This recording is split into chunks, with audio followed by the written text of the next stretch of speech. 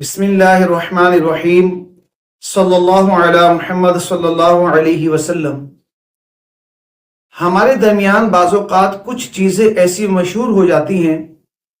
جن کا تعلق شریعت سے بالکل بھی دور دور تک نہیں ہوتا۔ مثلا جیسے کہ ہمارے یہاں ایک بات مشہور ہے کہ کافر کو بھی کافر نہ کہو، اور بعض اوقات لوگ اس طرح کہتے ہوئے نظر آتے ہیں کہ اس بات کو قرآن کی طرف منسوب کر دیتے ہیں کہ قرآن پاک میں اللہ تعالیٰ نے فرمایا کہ کافر کو بھی کافر نہ کہو، اور کچھ لوگ اس بات کو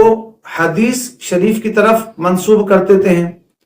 کہ حدیث پاک میں فرمایا گیا کہ کافر کو بھی کافر نہ کہو، حالانکہ نہ تو قرآن پاک میں اس بات کا حکم دیا گیا اور نہ ہی حدیث مبارکہ میں اس بات کا حکم دیا گیا کہ کافر کو بھی کافر نہ کہا جائے، بلکہ جو کافر ہے اسے کافر کہنے کا حکم ہے۔ آپ دیکھ رہے ہیں سورہ کافرون کے اندر قل یا ایھا الکافرون، باقاعدہ اس کے اندر فرمایا گیا کہ تم فرماؤ اے کافروں، یعنی کافروں کو مخاطب کر کے فرمایا گیا کہ کافروں کو مخاطب کیا جائے، تو لہٰذا جو کافر ہے اسے کافر کہا جائے گا۔ لیکن چونکہ یہ بات ہمارے درمیان ایک مشہور ہو گئی ہے کہ کافر کو کافر نہ کہنا چاہیے، تو لہٰذا وہ اتنی مشہور ہوئی کہ بعض لوگوں نے اسے قرآن کی طرف منسوب کر دیا اور بعض لوگوں نے اسے حدیث کی طرف منسوب کر دیا، جبکہ نہ تو قرآن میں اس بات کا ذکر ہے اور نہ ہی حدیث مبارکہ میں۔ اسی طرح ایک اور بات مشہور کی جاتی ہے کہ ایک قبر سے 70 مردے نکالے جائیں گے، اور اس بات کو بھی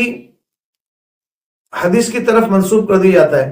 کہ حدیث پاک میں فرمایا گیا کہ ایک قبر سے 70 مردے نکلیں گے، حالانکہ ایسی حدیث بھی موجود نہیں ہے اور کسی حدیث میں ایسا نہیں ملتا، بالخصوص میری نظر سے آج تک نہیں گزری، اور جن علماء کرام اور مفتیان کرام سے میرا رابطہ ہوا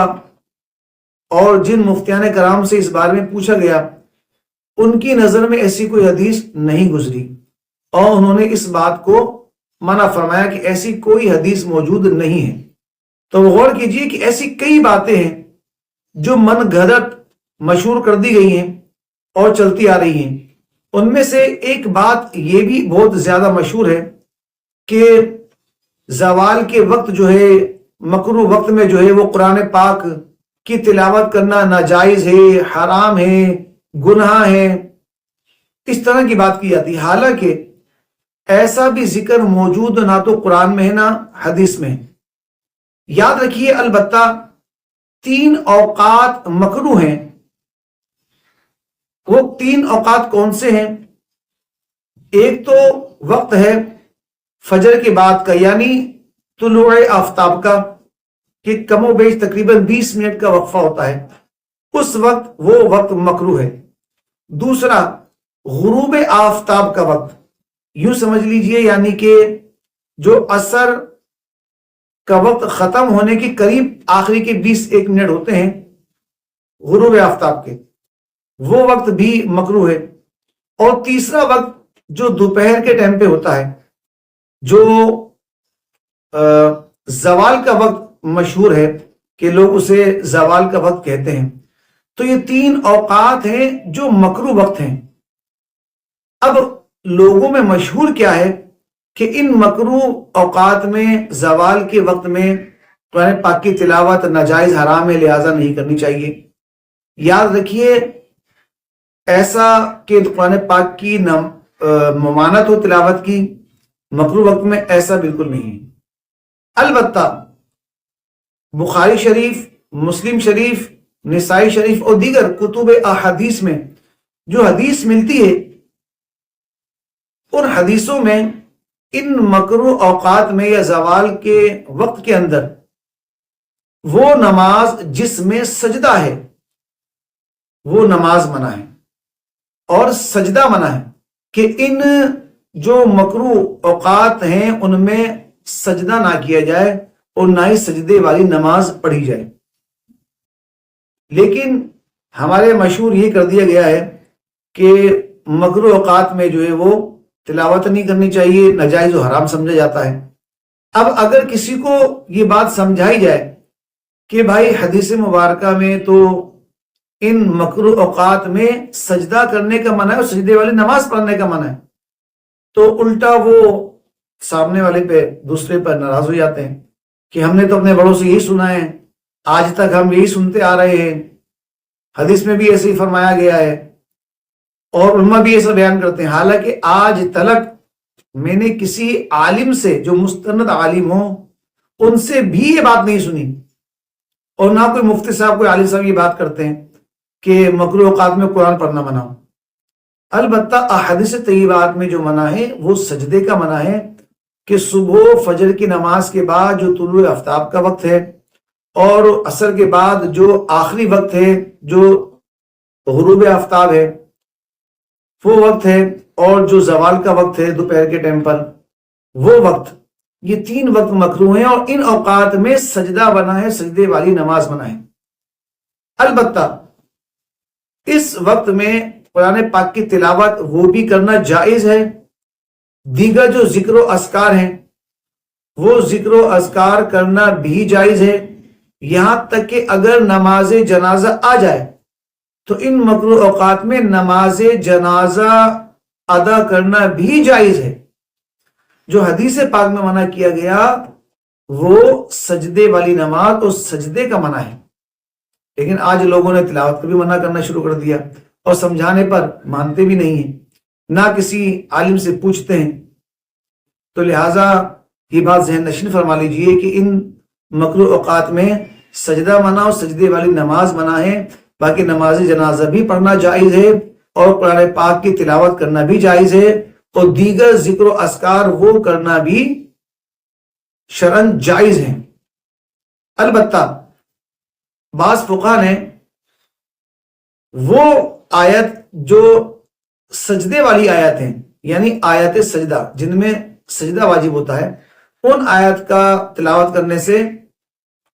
احتیاط برتنے کی بات بیان کی ہے، اور اس کی وجہ بھی کیا ہے؟ اس کی وجہ یہ ہے کہ جب آیت سجدہ تلاوت ہوتی ہے تو سجدہ کرنا یہ واجب ہو جاتا ہے، ٹھیک؟ اب فوراً سجدہ کرنا یہ مستحب ہے، مستحب عمل ہے، تو چونکہ آیت سجدہ تلاوت ہوگی اور مکروہ وقت میں سجدہ منع ہے تو اس وقت وہ سجدہ کرے گا نہیں تو وہ مستحب کا ترک ہوگا، تو مستحب کے ترک ہونے کی وجہ سے آیت سجدہ تلاوت کرنے سے بچنے کا بیان کیا گیا۔ لیکن اس میں بھی اگر کوئی آیت سجدہ تلاوت کر لے تب بھی وہ جائز ہے، گناہ گار نہیں ہے، ناجائز و حرام نہیں ہے، بس پھر یہ ہوگا کہ اسے سجدہ اس وقت کرنا پڑے گا جب مکروہ وقت گزر جائے، بس یہ وجہ ہے۔ باقی قرآن پاک کی تلاوت بھی مکروہ اوقات میں کی جا سکتی ہے، زوال کے وقت بھی کی جا سکتی ہے۔ ہمارے یہاں ہوتا کیا ہے کہ زوال کا وقت جسے کہتے ہیں اس میں تلاوت تو منع کرتے ہیں، اور اس زوال کے وقت اپنی دکانیں کھول رہے ہوتے ہیں اور دکانیں کھول کر جھاڑو وغیرہ دے کر اور اوپننگ کر رہے ہوتے ہیں۔ اگر یہ بات کہہ دی جائے تو وہ ناراض ہو جاتے ہیں۔ تو لہٰذا دیکھیے، یاد رکھیے کہ ہمارے بڑوں نے اگر کوئی بات کی ہے یا ہمارے سمجھدانی کے اندر کوئی بات آ رہی ہے اور اگر وہ بات قرآن و حدیث کے مطابق ہے تو تسلیم شدہ ہے، اور اگر وہ بات قرآن و حدیث کے خلاف ہے، شریعت کے خلاف ہے، اسلام کے خلاف ہے، تو اس کی کوئی حقیقت نہیں ہے، اس کو مردود مانا جائے گا اور ایسی بات کا رد کیا جائے گا اور ایسے عمل کا رد کیا جائے گا جو اسلام کے خلاف ہو۔ تو پھر آخری میں یہ بات کہتا چلوں کہ جو مکروہ اوقات ہیں، جو زوال کا وقت ہے، یہ تین اوقات دن میں ہیں: صبح طلوع آفتاب کا وقت، غروب آفتاب کا وقت، اور جو زوال کا وقت مشہور ہے وہ زوال کا وقت۔ یہ تین اوقات میں نماز جو سجدے والی ہے اور سجدہ یہ منع ہے، باقی ذکر و اذکار اور تلاوت قرآن مجید شرعاً جائز ہے، حلال ہے، کر سکتے ہیں۔ اللہ تبارک و تعالی ہمیں صحیح معنوں میں علم دین سیکھ کر اس پر عمل کرتے ہوئے آگے تک پھیلانے کی توفیق عطا فرمائے۔ بیان میں جو غلطی، کوتاہی، سرزش،